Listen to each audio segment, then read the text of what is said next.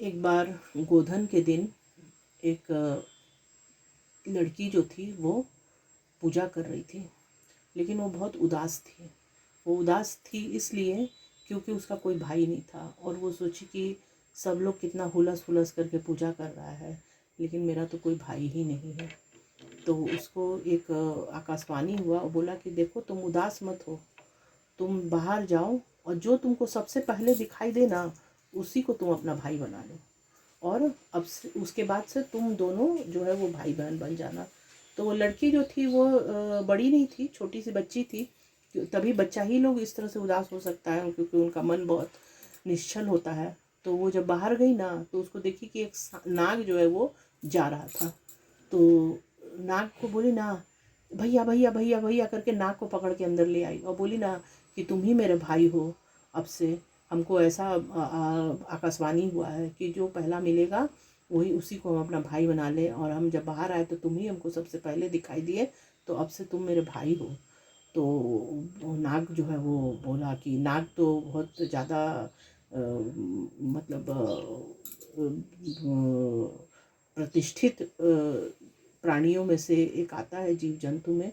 तो नाग बोला, अच्छा ठीक है बहन, जब तुम मेरे को इतना प्यार से बुला रही हो तो चलो हम अंदर चलते हैं। तो गई अंदर, गया अंदर नाग, और उसको टीका करी, उसको बजरी खिलाई और बोली ना कि अब से तुम्हारा ना तुम मेरे भाई हो।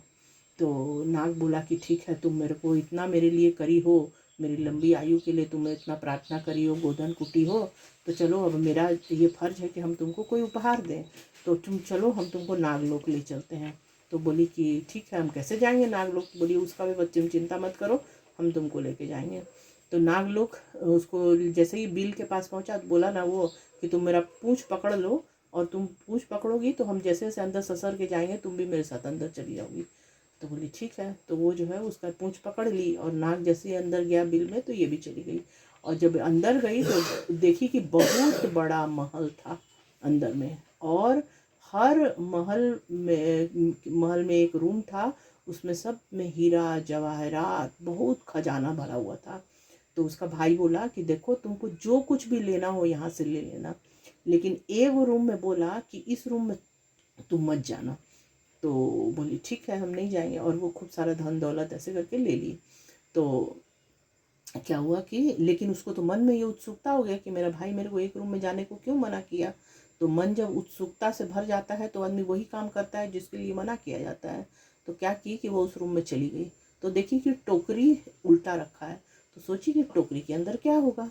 तो जैसे ही टोकरी उठाई ना, तो चिलेर बिलेर छोटा छोटा नाक का बच्चा था। तो एकदम देख के डर गई और फट से टोकरी ढक दी। लेकिन वो जैसे ही टोकरी ढकी ना, तो एगो सांप का पूंछ कट गया। तो उसके बाद क्या हुआ कि उसके बाद ये तो डर गई, अपने भाई को ये सब बताई नहीं।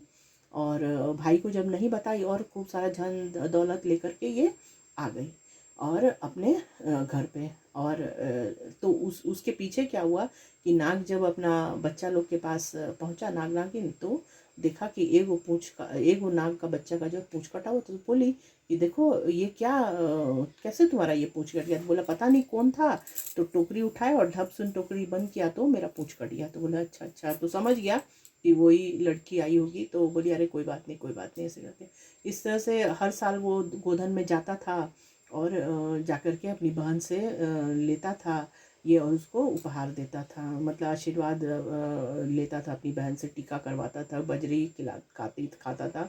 और इस तरह से काफ़ी साल बीत गया, और वो लड़की बड़ी हो गई और उसकी शादी हो गई। अपने ससुराल में वो जो है वो चली गई। और नाग जो है जिस तरह से जैसे पहले जाता था वैसे ही वो, और वो नाग उसको बताया कि अरे अरे ऐसा नहीं है तुम, वो नाग नाग का बच्चा जो था उसको समझ में आ गया था कि कोई लड़की थी जो ऐसा की थी। तो वो उसको बोलता है अरे चिंता मत करो, वो तुम्हारी बुआ है, और वो जो है वो बहुत अच्छी है। ये वो बोली अच्छी क्या है, मेरा पूंछ काट दी, वो अच्छी है।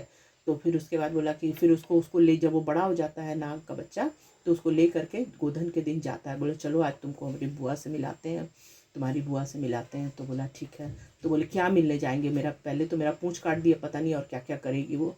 तो बोला नहीं नहीं ऐसा कुछ नहीं है। तो जब वो लोग गोधन कूटने के लिए जाता है, गोधन के त्यौहार के दिन जब वो अपनी बहन के यहाँ जाता है, सांप और उसका बेटा, तो वहाँ पर वो खाली हमेशा जो है ख़राब ख़राब बात बोल रही थी, मर जाए, ये हो जाए, वो हो जाए, जहाँ जाए वहीं मर जाए, भैये खाओ और नुकसान हो जाए मेरे भाई का, और मेरा भतीजवा भी है वो भी मर जाए, ऐसे ऐसे करके वो बोल रही थी। तो बोल देखो हम ठीक ही ना बोले थे कि ये हम लोग का भलाई नहीं चाहती है, तो हम लोग को बुराई चाहती है, यह खाली हम लोग को शराप ही दे रही है। तो बोली कि तो उसको वो तो इतना दिन में समझ चुका था कि हाँ ये क्या, ये त्यौहार है और भाई बहन का प्यार किस तरह से इसमें दर्शाया जाता है इस त्यौहार में। तो वो बोले नहीं नहीं ऐसा कुछ बात नहीं है, ये भाई बहन का आपस का प्यार है जो इतना गहरा है कि इसका तुम समझ नहीं पाओगे। तो बोले ठीक है। फिर उसके बाद जैसे ही वो अंदर जाता है तो वो देखता है कि वो लड़की जो है वो अपने जीभ पर कांटा गड़ा रही है, कि जिस मुंह से अपने भाई को सरापे उस मुंह में कांटा गड़े, जिस मुंह से अपने भाई को सरापे उस जीभ में मेरा कांटा गड़े। तो बोली अरे अभी तो ये सराप रही थी, अब जो ये कांटा गड़ा रही है तो क्या हो रहा है। तो वही फिर वो अपने जैसे ही अपने भाई और भतीजा को देखती है वो खुशी के मारे में एकदम विह्वल हो जाती है और अपने भाई को भी टीका लगाती है, भतीजा को भी टीका लगाती है और दोनों को बजरी खिलाती है। और उसका भाई फिर भतीजा समझ जाता है कि हम जो सोच रहे थे वो बात नहीं है और ये बहुत अच्छी है, और अपने बुआ से लिपट जाता है और बोलता है कि बुआ हम तुम्हारे बारे में अब तक बहुत ख़राब सोच रहे थे, लेकिन तुम तो बहुत अच्छी हो। वो भी अपने भतीजा को खूब प्यार करती है और इस तरह से वो भाई बहन जो है वो बहुत खुशी खुशी रहते हैं और हर साल वो इस त्यौहार को खूब धूमधाम से मनाते हैं। तो जिस प्रकार भाई और बहन का प्यार बना हुआ था वैसे ही हर भाई बहन का प्यार इसी प्रकार बना रहे। जय भगवान, जय प्रभु, जय।